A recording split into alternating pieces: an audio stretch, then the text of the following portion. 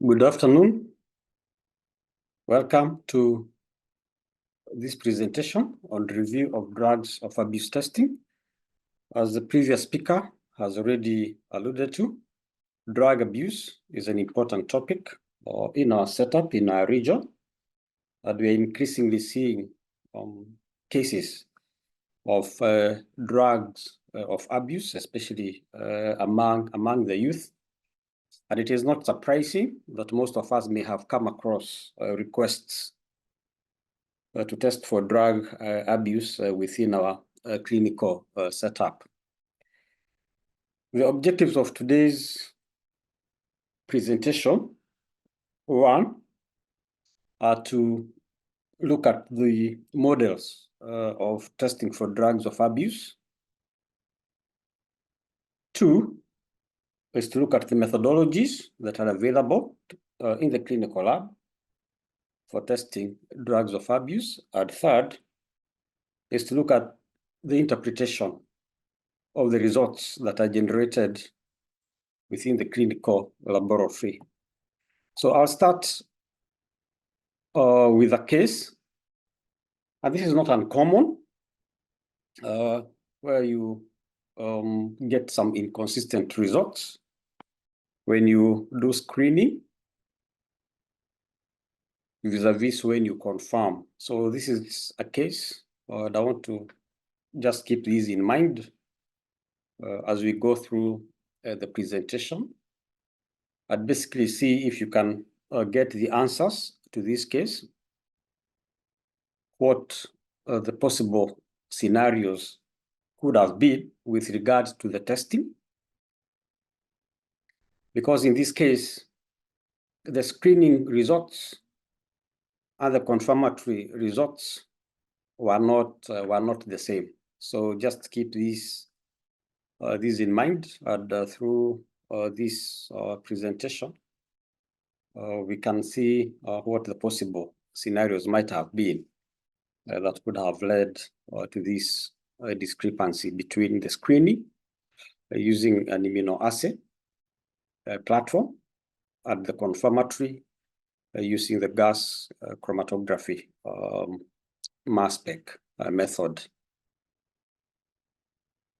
So this is a report on the status of drugs and substance abuse in Kenya. This was done by NACADA, which is the parastatal or the organization that deals with drugs and substance abuse in Kenya. And this was done sometime back in 2022.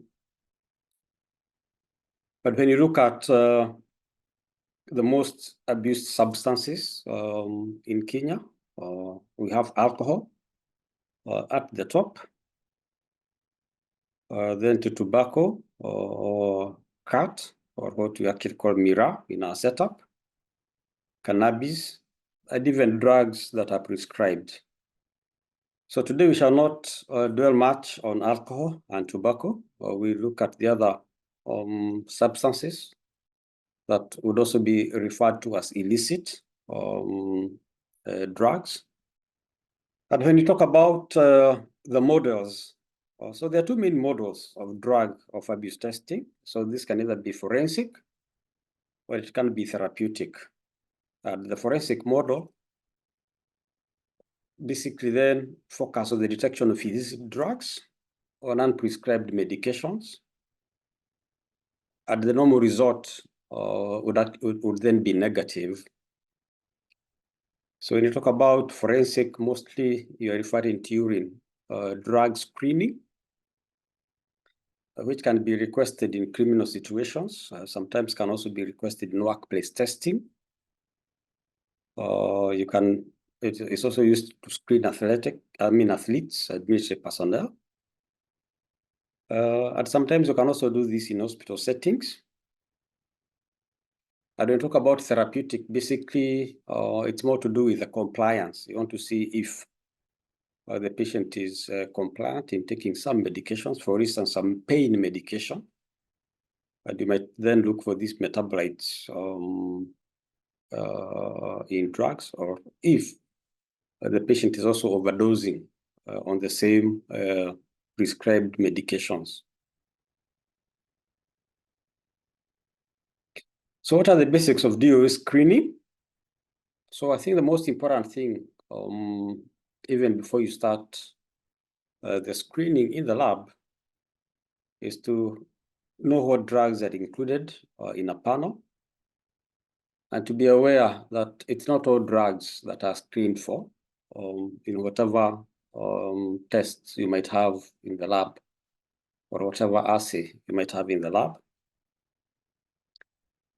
The other thing to be aware of is the methodology that is used for drug screening, because this could have a significant impact on the result. And again, it's also important to understand the limitations or the advantages of the method that is being used. And we shall look at this in more details in subsequent slides.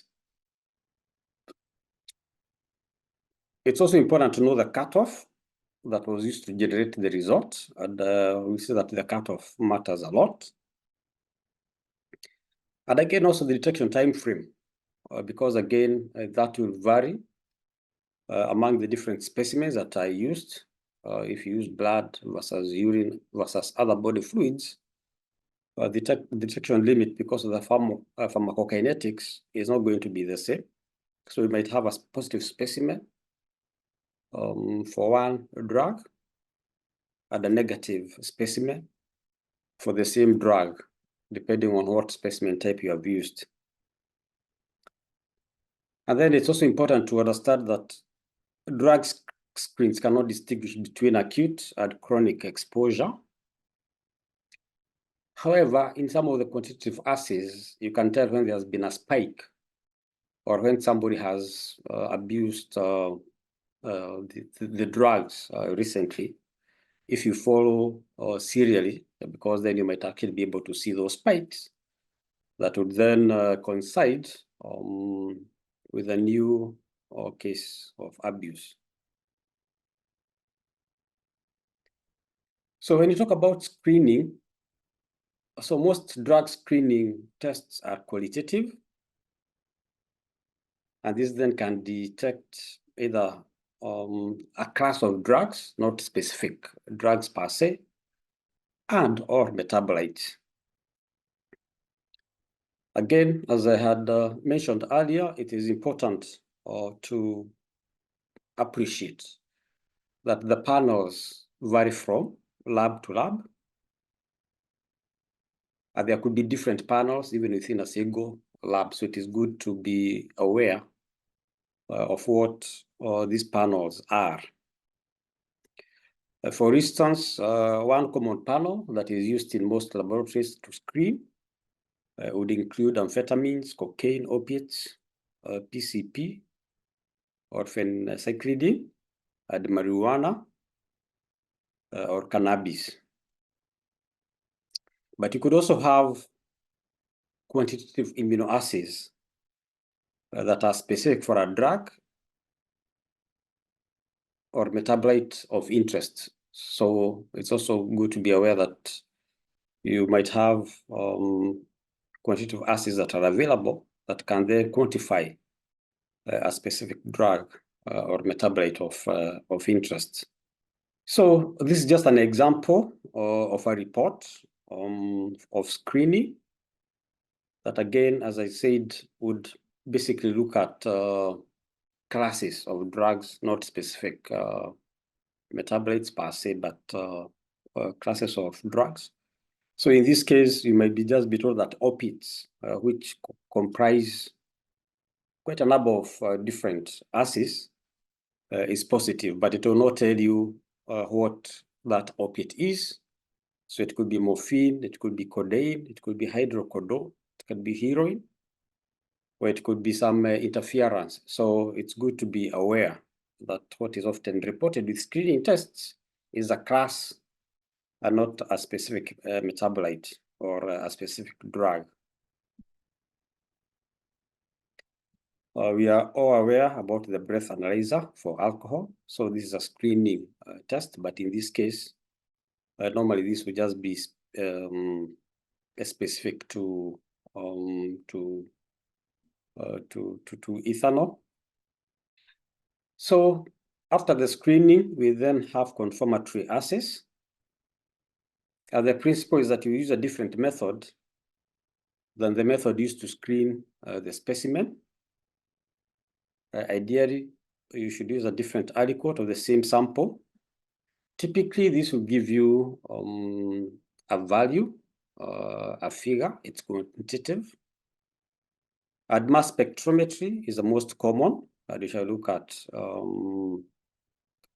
these in details in subsequent slides. So is confirmation really needed, or are there times when screening alone is adequate? It all depends.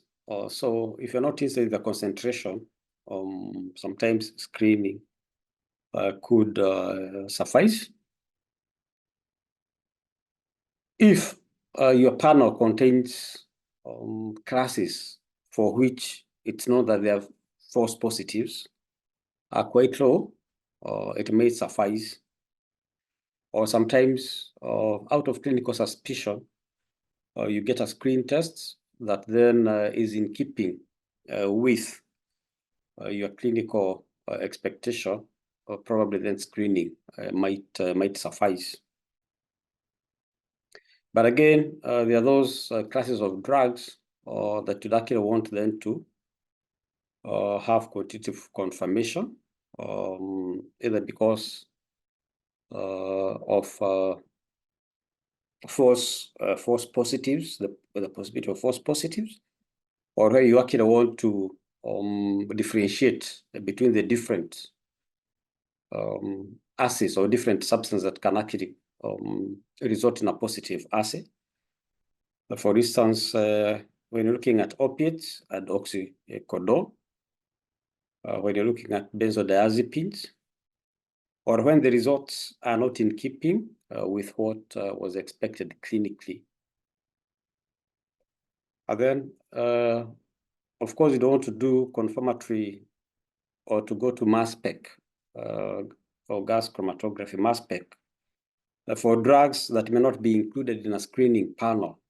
So what sometimes you'd actually call non-targeted approach. So those are the two drugs that come in mind, buprenorphine and fentanyl. So when you talk about sample types, in drug testing, it is recognized that drugs and the metabolites are more concentrated in urine than in serum, plasma, or blood.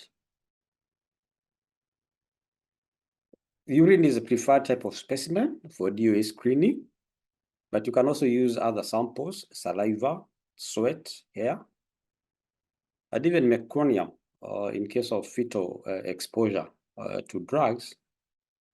These are emerging types of specimens as well. But there's a caveat. So the drug concentrations in urine do not correlate well with the drug concentrations in the systemic circulation. So whatever you get in the urine may not always correlate with what is in blood. We know that what is in blood is what is active, and therefore what you get in urine may not always correlate with sometimes the clinical picture that would arise as a result of the use of these substances. So just to be sure that you cannot do a direct correlation between the concentration in urine versus what would be expected to be gotten in blood because of that concentration or concentrating the drug in urine. So that is a busy slide, but basically just looking at the advantages and the disadvantages of the different specimens that are available for testing. We know, for instance, urine is non-invasive. It's easily available or easy to collect. But again, as we said, because it is easy to collect, it's easy to tamper with it as well. And we'll see that later. It's also easy to actually interfere with. We look at that in detail. When you look at something like the hair, so the hair can tell you something about chronic use of a substance, but the disadvantage is that the pre-analytics are not well standardized, and therefore it's also cumbersome. So again, this will not be available in most clinical labs. So there are certain advantages with all these samples, and also disadvantages with the sample types that one uses in their lab. So when it comes to methodologies, there are normally two main approaches. This would be immune-based testing, or what you normally call immunoassays. And then we have the mass spectrometry or mass spectrometry-based testing. So the immunoassay testing can be run by an automated analyzer. And normally here the TET then will be quite short. But then they can also be offered as a point of care test at the clinic or bedside. So that is one of immunochromatographic methods on that cassette. And the good thing about this is that it doesn't have to be done within the lab. This can be done at the clinic or the bedside.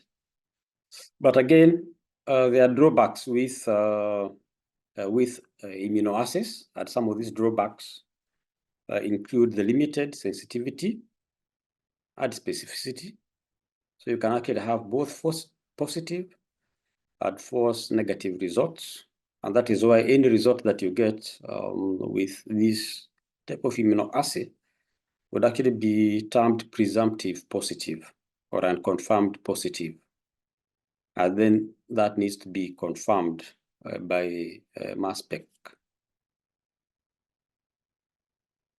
So those are the good or the advantages and the disadvantages of the immunoassays. So you don't have to include all the individual analytes. You can actually screen for a class. And then the signal then would be a combination for the compounds detected. So that can boost sensitivity. In some cases, it is actually fast, relatively inexpensive. And again, as I alluded to, you can do it as a point of care. But again, you can also have cross reactivity among the different compounds. You may also not be able to differentiate the drugs within a class. Like for instance, as we saw in opiates, you may not be able to tell whether it is morphine, whether it is codeine, oxycodone. You may not be able to actually pinpoint what the actual drug is. Usually qualitative, although you can have some quantitative immunoassays. And of course, again, there'll be difference between the vendors, which is not unusual for for the immunoassays. We know that normally there are differences depending on how the antibodies are formulated, what they detect, and what the epitopes are used for that detection. So for confirmation, mainly this will be by mass spectrometry-based assays, and this will provide a more definitive result. So gas chromatography mass spec has been regarded traditionally as a gold standard for drug confirmation. But again, for you then to be able to use this method, so the analytes need to be thermostable and volatile for the GCMS analysis to occur. And that is a cartoon of a gas chromatography coupled to a mass spec. So the gas chromatography separates the molecules of interest, and then the mass spec is used for detection of the individual molecules. And from the library, then you can tell what has actually been detected. So increasingly liquid chromatography, mass spec, is also being used in drugs of abuse testing. And the good thing about liquid chromatography AMS is that many more sample types can be used, including polar compounds with larger molecular weight. And again, that is a cartoon of the liquid chromatography mass spec. So there will be advantages and disadvantages of either of those approaches, either gas chromatography or liquid chromatography. But those are not the only two types of approaches that are used. So time of flight mass spec and also tandem mass spec. Those are also other technologies or other methodologies that are available. And again, each of those newer technologies will also have its own advantages and also its own disadvantage, as indicated in the slide. So let's start with the interpretation of the drug screen results. So when we test or when we screen for a drug of abuse in urine, we normally report the result as either positive or negative because it is qualitative. And as I said, remember, one of the things that you have to be aware of is a cutoff. So a positive result indicates that the measured value was greater than or equal to an assigned cutoff. And negative results are not synonymous with the absence. It could basically mean that the value was less than the cutoff. It doesn't indicate that the drug is absent. So that is one thing to keep in mind. So a negative result is not equal to absence. It basically just means that the value could have been less than the cutoff. And it is important that cutoffs are included with the results on the drug screen report. So for a report to be complete, it should actually have the cutoff that was used in that assay. And again, as I said, a positive drug screen is a presumptive positive and may require confirmation using a different methodology. And in this case, we are now looking at chromatography coupled with mass spec. So this is the detection window for most or for common substances in urine drug screening. So that again, you have to know that for you to be able to interpret a drug of abuse result, you must have some idea as to the pharmacokinetics of that drug. What is the detection window?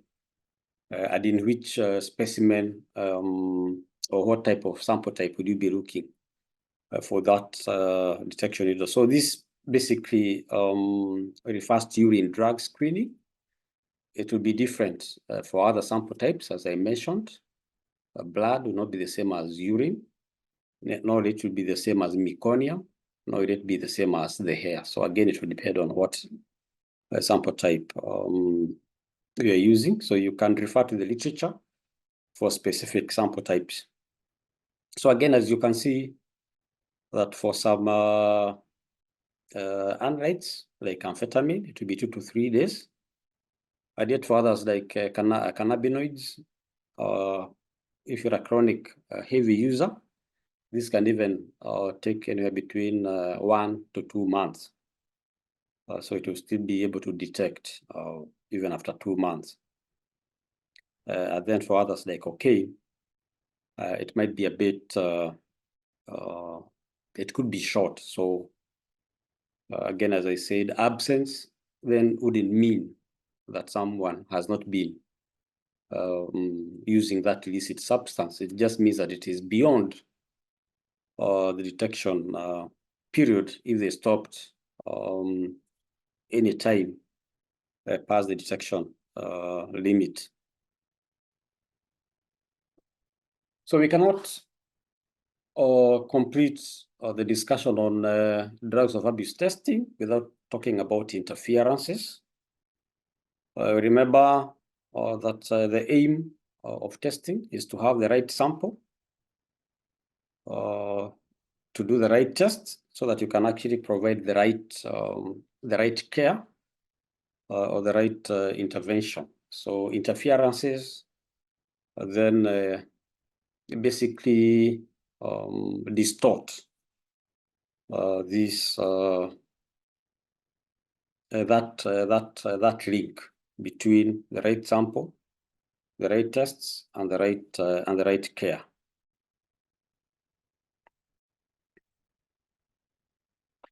So for drugs of abuse testing, it's good to be aware that common over-the-counter medications, including NSAIDs, decongestants, antacids, can yield false positive results. When you actually look at the list can be quite extensive of what can cause interference with DOA testing. Then there could also be some patient variables that one has to be aware of. For instance, dilution. And dilution lowers the concentrations of the drug of interest. Remember that we had a cutoff beyond or below which the screening test cannot detect. And there are various ways that somebody can dilute the specimen. One is by adding water to the urine specimen, or drinking copious amount of fluid so that you get a dilute urine, or basically taking a diuretic so that will result in probably sometimes undetectable concentrations despite the person using the drugs. So there are ways to check if a sample has been diluted. And one of the things that you can actually do is to look at the urine chemistries. And for the urine chemistries, you're interested in the pH. You're interested in the urine temperature. You're interested in the creatinine. And you're also interested in the sodium add chloride. So if a urine sample has been adulterated, either by adding water or by adding some other chemical, that basically then will basically alter the pH. So the creatinine will also be low in case of dilution, below what the normal would be. The same with sodium, and the same with chloride.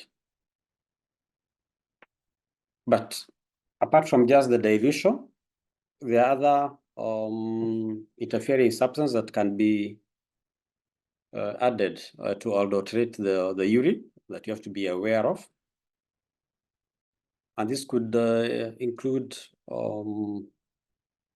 bleach. It could actually include household cleaners. It could include eye drops. So they are commercial or commercially available products that are marketed to interfere with urine drug screens. So you have to be aware that somebody can actually do that just to interfere with screening. Or sometimes it could be substitution. So providing urine or a urine-like substance for testing that did not originate from the patient. And this could actually even include QC or quality control solutions that are urine-like to pass as urine for testing.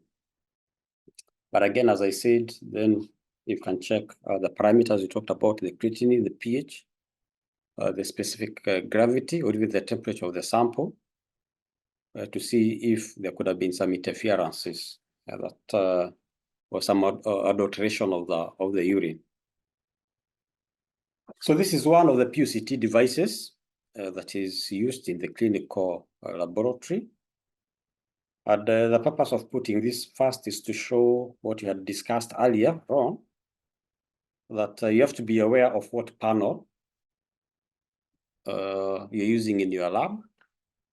And as you can see, this is also based on the class of the drugs. It may not include everything, so it is good to be aware about that. It will not be all inclusive. So there are some drugs that will not be detected just because they're not part of the assay. But again, also importantly, to see or to note what the cutoff is for each particular class of drugs, so that you can then give the right interpretation for that screen. So again, as is expected or as part of the good laboratory practice, it's also good to do some bit of, or it's good to actually also, in addition to your quality control that you do for your assays, it's also important that you also do external quality assurance, and that is available.